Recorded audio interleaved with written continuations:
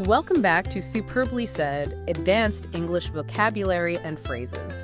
We're diving deep today into some really essential language to help sharpen your communication skills. Yeah, it's great to be here. We're looking at expressions that can truly elevate your English, take it beyond the everyday. These are the kinds of phrases that add real precision and elegance, I think. Absolutely. And this deep dive actually comes straight from a SpeakDuo lesson.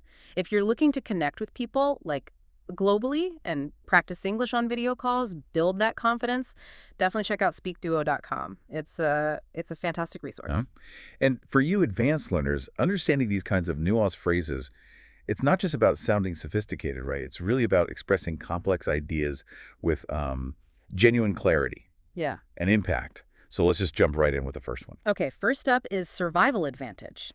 The definition we're using is a trait or skill that improves chances of continuing to live or succeed. Right.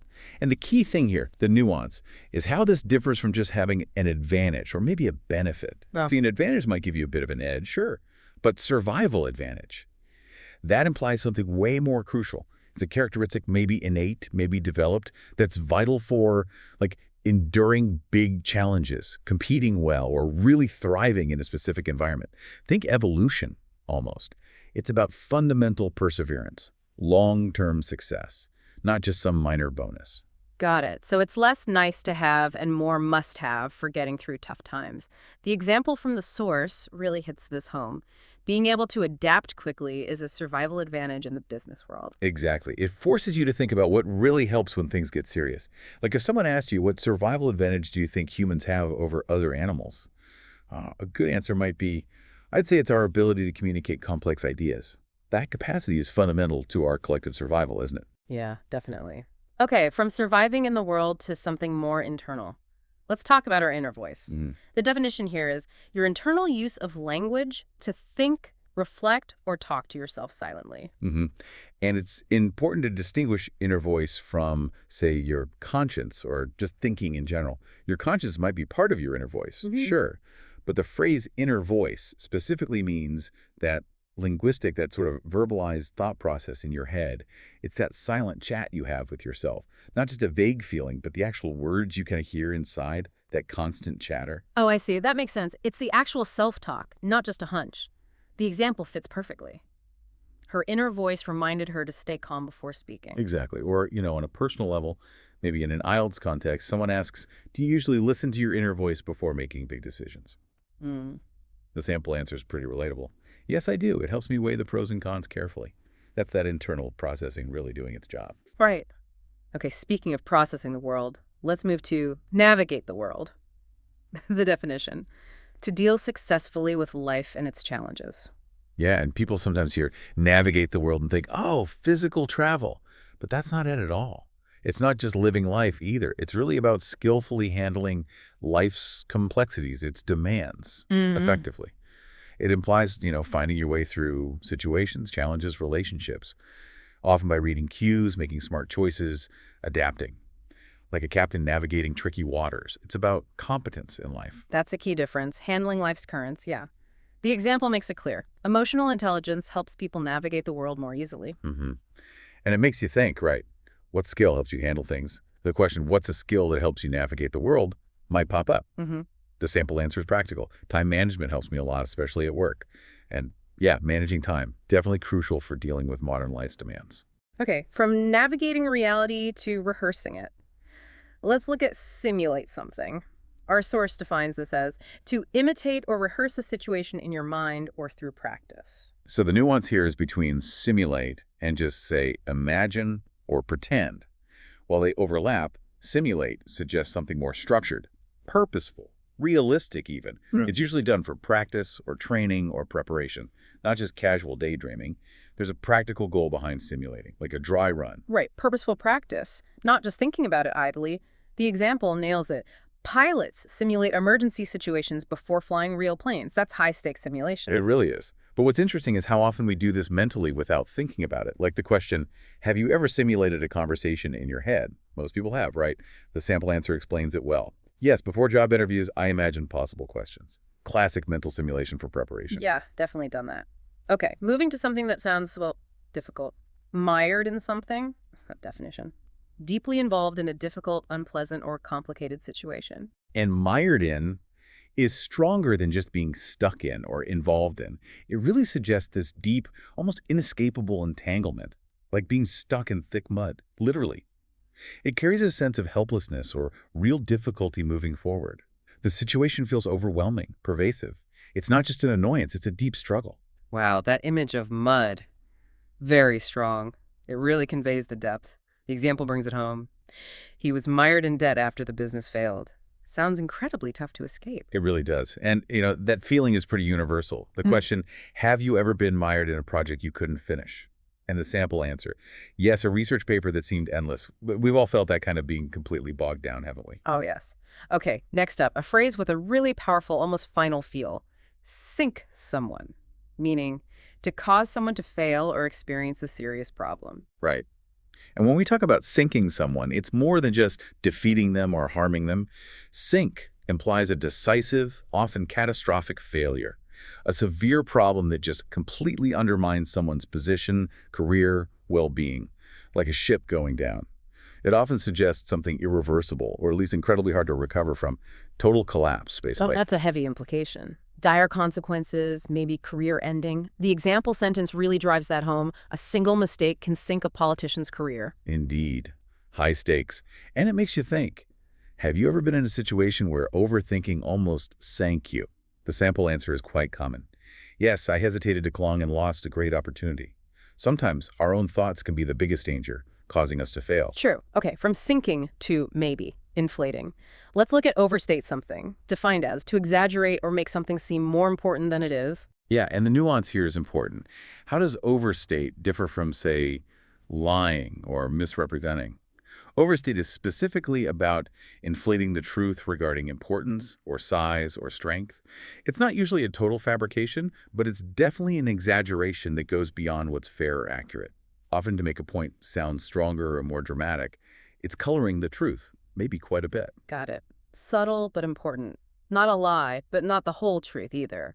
The example uses it in a slightly different way, suggesting something so important you can't exaggerate it. You can't overstate the importance of learning new skills. Exactly. And that leads to the broader question, doesn't it? What's something you think people often overstate? The source gives a good example. People often overstate the dangers of traveling alone. That's an area where exaggeration can definitely happen. Right. Okay, penultimate phrase for today. Regain control.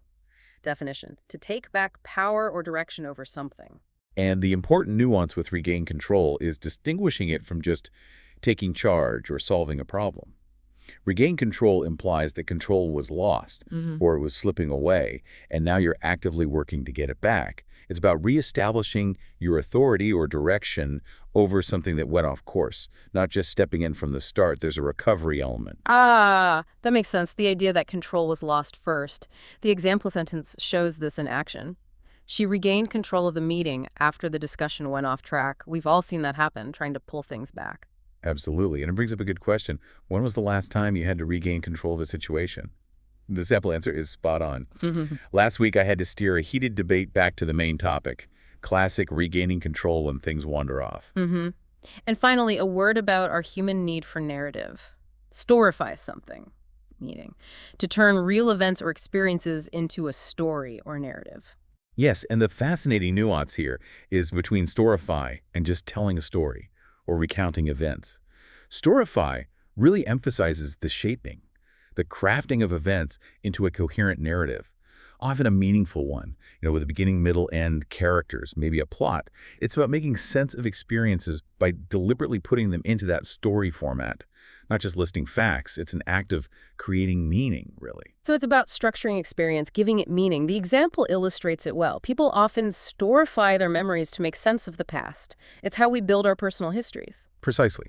And think socially. The question, do you storify your experiences when telling friends about them? It's quite revealing. The sample answer, yes, I like to make them more engaging. And that's exactly what storify helps us do, make things compelling. All right, that was a lot of great phrases. You've heard the definitions, the nuances, the examples. Now let's see how well you've grasped them. Time for our quiz section. Don't worry, it's just a quick check. Okay, first question is about survival advantage. Survival advantage most nearly refers to option A, a pleasant perk that feels good but changes little in practice. Option B, a trait that increases chances to endure, compete, or succeed. Option C, an ethical duty to protect others before one's own needs. Feel free to pause here if you need a moment to think about that one. Okay, the correct answer for survival advantage is option B, a trait that increases chances to endure, compete, or succeed. Yeah, remember we talked about adaptability being a survival advantage in business. It's that crucial trait for really getting through and succeeding, not just a perk. Exactly. Okay, next up, navigate the world. To navigate the world most nearly means to. Option A, travel widely with ease, using maps, routes, and local tips. Option B, observe society from a distance without taking part in it. Option C, handle life's demands effectively by reading situations well. Take a second if you need to. Feel free to pause now. All right, for navigate the world, the best answer is option C, handle life's demands effectively by reading situations well. Just like emotional intelligence helps you navigate the world, it's about skillfully handling life's challenges, not literal travel. Perfect. Question number 3 is about simulate a situation. To simulate a situation most nearly means to. Option A, rehearse or imitate the event to prepare for the real thing. Option B, predict an outcome confidently without testing it in advance. Option C, simplify the event mainly to make it entertaining to watch. Go ahead and pause if you want a bit more time. The correct choice for simulate a situation is option A, rehearse or imitate the event to prepare for the real thing. Right. Think about those pilots who simulate emergencies. It's all about purposeful practice, imitation for preparation. Okay, question 4. Being mired in a problem. Being mired in a problem most nearly means you are. Option A, surrounded by options and free to choose any next step. Option B, stuck deep in difficulty and struggling to move forward. Option C, committed by choice but able to exit whenever you wish. Feel free to pause here if you need to mull that over. The best answer for being mired in a problem is option B, stuck deep in difficulty and struggling to move forward. Yeah, remember that feeling of being mired in that endless research paper. It's that deep, stuck-in-the-mud feeling, helplessness. Definitely. Okay, number 5, sink someone. To sink someone in this context most nearly means to. Option A, calm them down so the tension and stress decrease quickly. Option B, delay them briefly so they can prepare a better answer.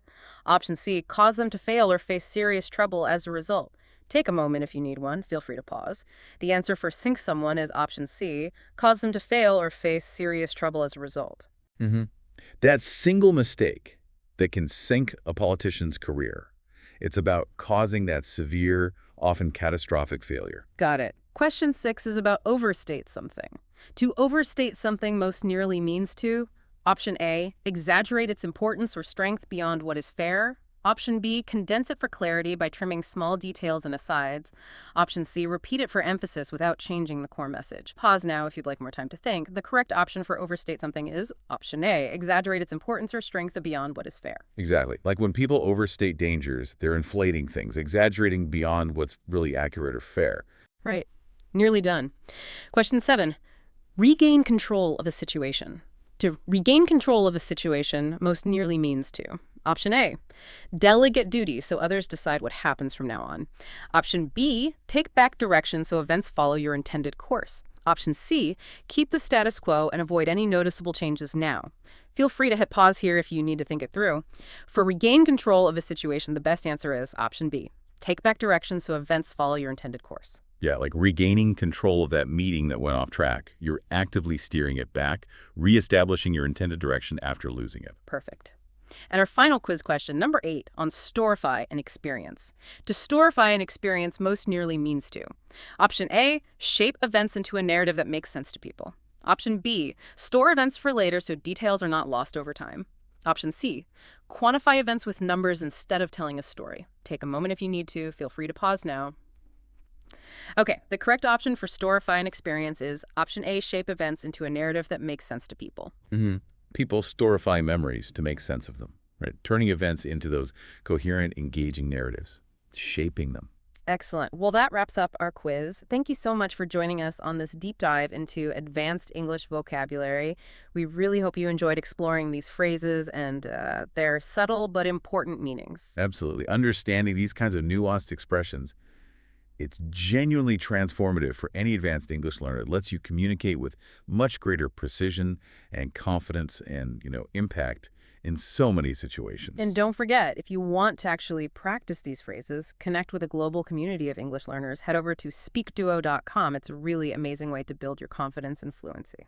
Yeah, and for more great tips and resources, definitely follow English teacher Claire. She's on Instagram, TikTok, YouTube, offers some really invaluable insights for improving your English. And hey, if you enjoyed this deep dive, found it helpful, please do consider leaving us a 5-star review. It really helps us reach more learners just like you. Also, quick mention, if you're interested in promoting SpeakDuo, maybe earning a bit of extra money, check out the SpeakDuo Ambassador Program. There's info on their website. Keep learning, keep exploring, keep working on those language skills. Being able to articulate complex ideas precisely, it really does expand your world. We'll catch you on the next deep dive.